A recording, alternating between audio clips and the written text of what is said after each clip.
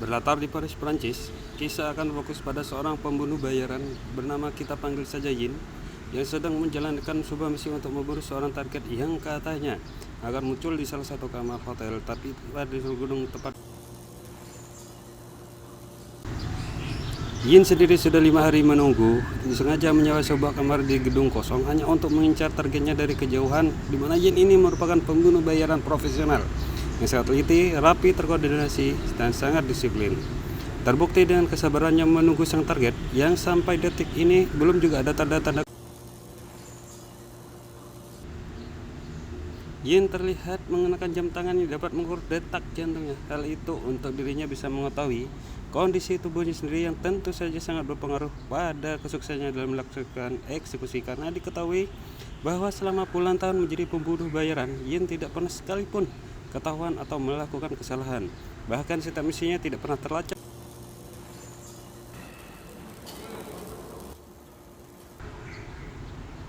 Bayangkan, 24 jam selama 5 hari berturut-turut hanya duduk diam, menunggu target datang. Jelas pekerjaan macam ini cocok untuk orang yang ruditan dan mudah bosan.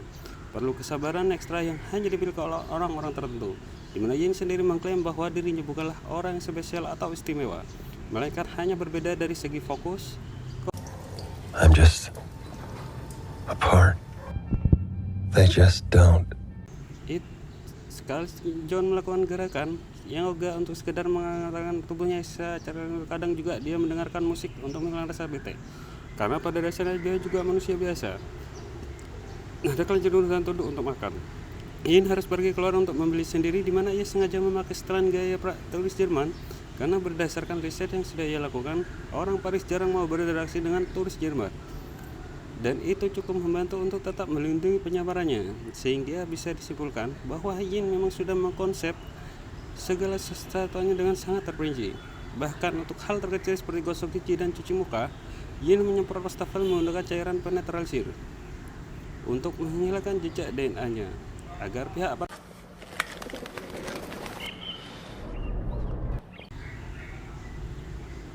Malam kelima, Yin memutuskan untuk tidur sebentar dengan posisi normal. Setelah memiliki feeling jika target tidak akan muncul malam ini, namun saat dia terbangun untuk tahajud, ia pun seketika terkejut saat kamar yang menjadi targetnya sedang dibersihkan oleh pelayan. Pertanda bahwa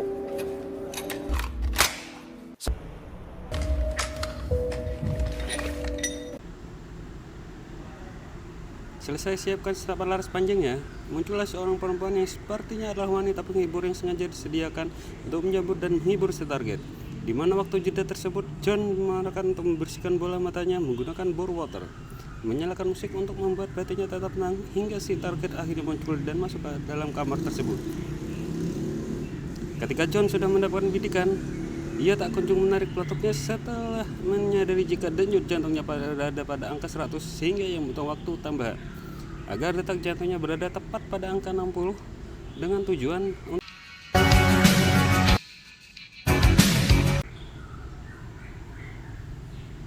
di detik-detik eksekusi. John melakukan afirmasi atau semacam mengucapkan kata-kata positif dalam hati untuk memberi penegasan kepada diri sendiri, di mana afirmasi ini sebenarnya berupa prinsip agar John tetap fokus pada misi, yaitu tetap ikuti rencana antisipasi.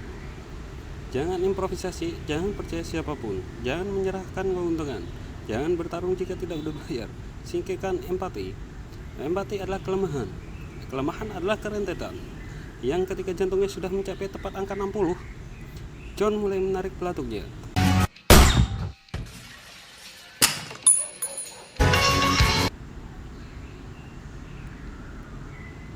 Ya, untuk pertama kalinya, John pun gagal dalam misinya, sehingga ia langsung berangkat membereskan semua barang-barangnya, lalu pergi menggunakan motor adanya. Setelah 5 hari penandaian yang panjang, John pun harus menerima fakta bahwa jam terbang tinggi bukanlah jaminan untuk dirinya bisa sukses terus menentukan misinya, di mana John mulai menunjukkan sikap panik dan tegangnya ketika dia dengan terburu-buru memacu Vespanya untuk yang ketika sudah sampai di lokasi aman, John pun menghilangkan satu persatu bukti seperti Vespa yang diletakkan sembarangan, helm yang dibuang ke sungai, jenggot dan kumis yang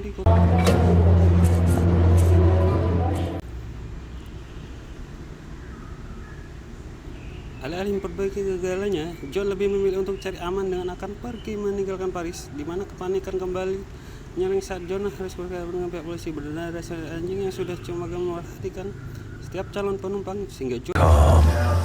Breathe. tenang. Tak lama, John pun dihubungi oleh pihak agensinya yang mengatakan bahwa klien yang menyewa jasa mereka pasti akan sangat marah akan kegagalan misi ini, di mana ditawari untuk memperbaiki kegagalan tersebut dengan tetap membunuh si target. Bagaimanapun caranya, namun John yang tak mau ambil risiko pun tetap memilih untuk segera diri sendiri. Dalam sepanjang perjalanan, John yang selalu ekstra waspada pun mencurigai salah satu penumpang berkacamata dan berjas rapi mirip John Wick karena akan ada banyak kemungkinan dirinya menjadi target buruan, entah itu dari kliennya sendiri ataupun dari agensinya, atau bisa saja dari pihak target yang saya tidak mengetahui siapa pelakunya, sehingga John memutuskan untuk transit.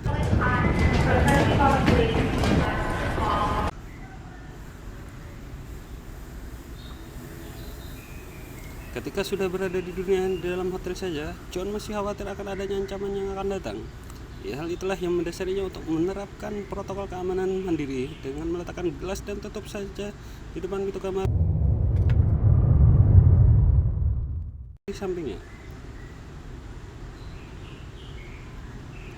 Singkat cerita, esok pagi pun tiba. Dirasa sudah aman, John pun langsung terbang ke kampung halamannya, yaitu Amerika, lebih tepatnya di sebuah kota di Santo Domingo, ibu kota di wilayah Amerika bagian utara.